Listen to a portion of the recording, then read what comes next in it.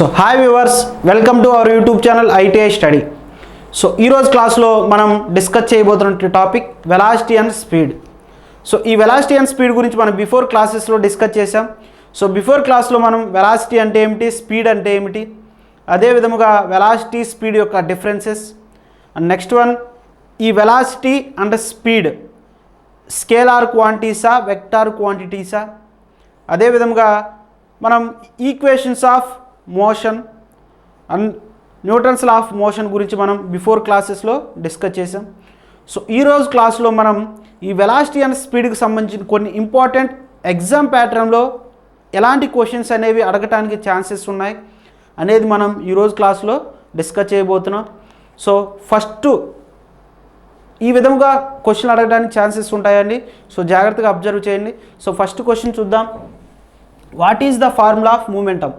So మనం momentum యొక్క formula తెలుసుకునే ముందు మనం అసలు మూమెంటం అంటే ఏమిటో తెలుసుకోవాలి. సో మూమెంటం అంటే ఏమిటి అంటే ఒక ఆబ్జెక్ట్ అనేది రెస్ట్ పొజిషన్, దట్ మీన్స్ ఒక పొజిషన్ నుంచి ఇంకొక పొజిషన్ని మారటాన్నే మనం మూమెంటం, కదలిక అంటాం. సో అంటే ఒక ఆబ్జెక్ట్ అనేది స్థితిని మారటాన్ని మనం మూమెంటంగా చెప్తాం. ఇక్కడ మనం అడిగింది ఏమిటి అంటే మూమెంటం యొక్క ఫార్ములా అడిగాడు. సో మూమెంటం యొక్క ఫార్ములా వచ్చి మనకి momentum is equal to mass into velocity. అంటే మాస్ని వెలాసిటీని మల్టిప్లై చేస్తే మనకి వచ్చేదే మూమెంటం. సో ఆప్షన్ ఏ అండి, option A.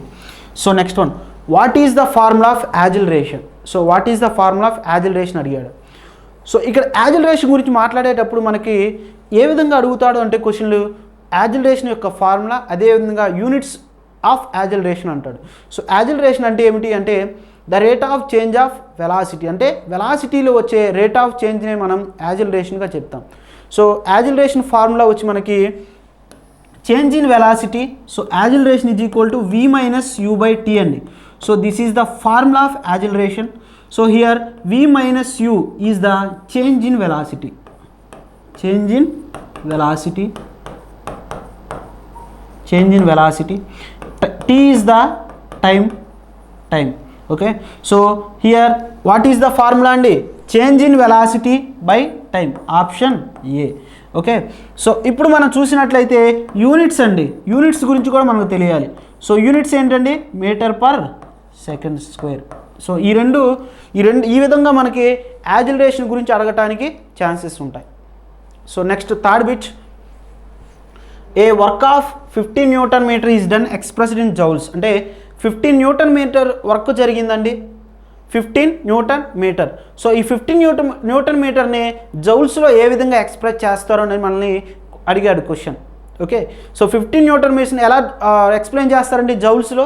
So 15 newton metre. So newton metre is also called as joules. Newton metre is also called as joules. That is equal to 50 joules, 50 joules. So option A. ఇక్కడ ఇంకొకటి అడగడానికి chances ఉన్నాయండి. So newton metre ఇంకొక వేలో ఏ విధంగా పిలుస్తారంటే joules, newton per metre or joules. Okay, so next the rate of change of velocity is called ఏమిటండి? The rate of change velocity is called as acceleration. So acceleration, option A. Okay, so next bit, formula of velocity. వెలాసిటీ యొక్క formula ఏమిటి అని అడిగాడు. So what is the formula of velocity అండి? So యాక్చువల్గా వెలాసిటీని ఎలా డిఫైన్ చేస్తారండి? Velocity is equal to so displacement by time. Okay, so that is equal to s by t. So here velocity యొక్క యూనిట్ ఏమిటండి? సో వెలాసిటీ యొక్క unit metre per second. So మనం ఏదైనా కానీ ఒక క్వాంటిటీ గురించి తెలుసుకునేటప్పుడు సో దాని యొక్క డెఫినేషన్, అదేవిధంగా దానికి ఏమన్నా యూనిట్స్ ఉంటే యూనిట్స్ గురించి కూడా తెలుసుకోవాలి. సో హియర్ సో వెలాసిటీ అంటే ఏమిటండి? Distance travelled or displacement by time. So displacement units ఏమిటండి? మీటర్. అదేవిధంగా టైం యొక్క units second. So what is the unit of velocity? Metre per second. ఈ విధంగా మనం ఈ వెలాసిటీ యొక్క యూనిట్స్, అదేవిధంగా వెలాసిటీ యొక్క ఫార్ములా చెప్తాం. So next which in CGS system unit of velocity అన్నాడండి. So unit of velocity in CGS system. So CGS system units ఏంటండి? Centimetre per second, centimetre per second. So option B. Option B. Okay, so next ఏం అడిగాడండి, match of the following అడిగాడు. అంటే so మనకి one side ఏమో scalar vector ఇచ్చాడు, other side వచ్చి కొన్ని క్వాంటిటీస్ ఇచ్చాడు. అంటే మనం ఈ క్వాంటిటీస్ అనేవి స్కేలార్ క్వాంటిటీయా వెక్టార్ క్వాంటిటీ అనేది మనం ఫైండ్ అవుట్ చేయాలి.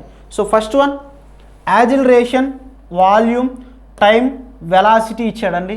సో ఇప్పుడు మనం జాగ్రత్తగా అబ్జర్వ్ చేసినట్లయితే వాల్యూమ్, టైం, సో వాల్యూమ్కి టైం, సో ఈ రెండు వచ్చి మనకి స్కేలార్ క్వాంటిటీ చెప్తాం. వీటికి ఓన్లీ డైరెక్షన్ మాత్రమే ఉంటుంది,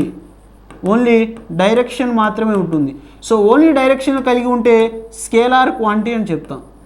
ఓకే, సో అదే విధముగా యాజిలరేషన్ కానీ వెలాసిటీ కానీ ఈ రెండిటికి డైరెక్షన్ ప్లస్ మ్యాగ్నిట్యూడ్, సో రెండు ఉంటాయి, రెండు కలిగి ఉంటే దాన్ని వెక్టార్ క్వాంటిటీగా చెప్తాం.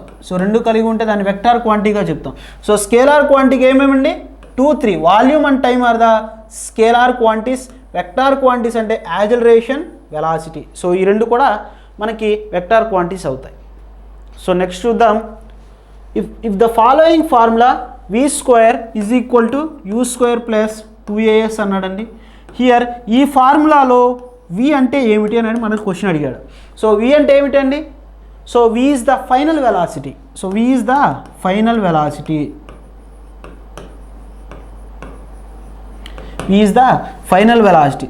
Option B. అదే ఇంకొకటి అడుగుతాడండి, వాట్ ఈస్ ద u అంటాడండి. So u is the initial velocity. So అదేవిధంగా ఏ అంటే ఏమిటండి, acceleration. So s is the distance travel or speed. Okay, so ఈ విధంగా మనం ఈ ఫార్ములా గురించి తెలుసుకునేటప్పుడు v అంటే ఏమిటి, u అంటే ఏమిటి, a అంటే ఏమిటి, s అంటే ఏమిటి, అంటే ఒక ఫార్ములా గురించి మనం అబ్జర్వ్ చేసేటప్పుడు దానిలో ఈచ్ టర్మ్ గురించి అసలు ఆ టర్మ్ ఎందుకు యూజ్ చేసాం, ఆ టర్మ్ అంటే ఏమిటి తెలుసుకోవాలి. Okay, so next bit, match of the following. So an aeroplane will take off, run away and has cover meter distance 700 meter. What is acceleration if it will leave the ground in 10 seconds from the start position? That means ఒక aeroplane ఉందండి, అది take off అవుతుంది, run away and has a 700 metre cover చేసింది. అప్పుడు acceleration ఎంత అంటే so 10 సెకండ్స్లో అది గ్రౌండ్ లీవ్ అవుతుంది ఫ్రమ్ స్టార్టింగ్ పొజిషన్ నుంచి అది 10 సెకండ్స్లో రీచ్ అవుట్. అప్పుడు ఏమడిగాడు, యాజిలరేషన్ అడిగాడు. సో దీనికి ఏ విధంగా చేయాలంటే ఒక ఏరోప్లేన్ ఉందండి, అది ఎంత డిస్టెన్స్ ట్రావెల్ చేసిందండి, 700 మీటర్ ట్రావెల్ చేసింది. ఎన్ని సెకండ్స్, టైం ఎంత అండి, 10 సెకండ్స్ ఇచ్చాడు. సో నెక్స్ట్ ఏమి ఇచ్చాడండి, మనకి ఈ రెండు ఇచ్చాడు. సో ఇప్పుడు మనం ఏం కనుక్కోమన్నాడు, యాజిలరేషన్ త్వరణం ఎంత కనుక్కోమన్నాడు. ఓకే, సో ఇప్పుడు మనం ఏం ఫైండ్ అవుట్ చేయాలి అంటే so s is equal to ut plus of at square. So దీన్నే మనం ఈక్వేషన్ ఆఫ్ మోషన్ 2గా చెప్తాం. సో డిస్టెన్స్ ఇచ్చాడండి 700 ఇచ్చాడు.